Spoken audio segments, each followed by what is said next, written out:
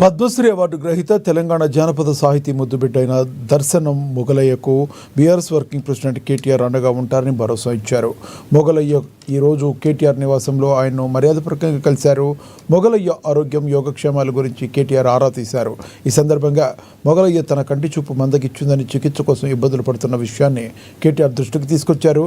వెంటనే స్పందించిన కేటీఆర్ మొగలయ్యకు హైదరాబాద్లోని ఎల్వి ప్రసాద్ ఐ హాస్పిటల్లో పూర్తి చికిత్సను అందించే బాధ్యతను తాను తీసుకుంటానని హామీ ఇచ్చారు. నేను మొగలేను, పద్మశ్రీ మొగలేను. నన్ను పెద్ద సారు తెలంగాణ వచ్చినాక మా కేసీఆర్ సారు నన్ను గుర్తించి నాకు ఉగాది పునస్కారం ఇచ్చాడు. ఉగాది పునస్కారం ఇచ్చినప్పుడు మన సారు ప్రభుత్వ సలహాదారి కేవి రమణాచారి గారు నన్ను తోలుకపోయి సార్ దగ్గర నాకు ఇచ్చినాక గొప్ప పేరు పొందిన నేను. నాకు ఆ కళ బయటకు తరతరాల సంధి ఆంచితే కిన్నెర ఆంచితే రాలే నా కళ.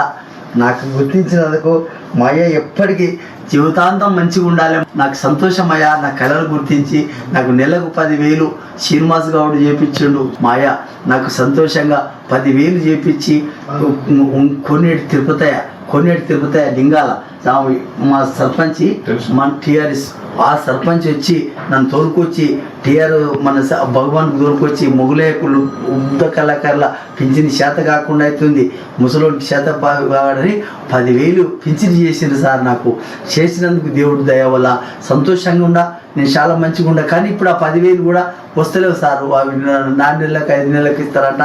మొన్న కూడా పోయి అడిగిన. నన్ను గుర్తించింది దేవుడు కేసీఆర్ సార్. నాకు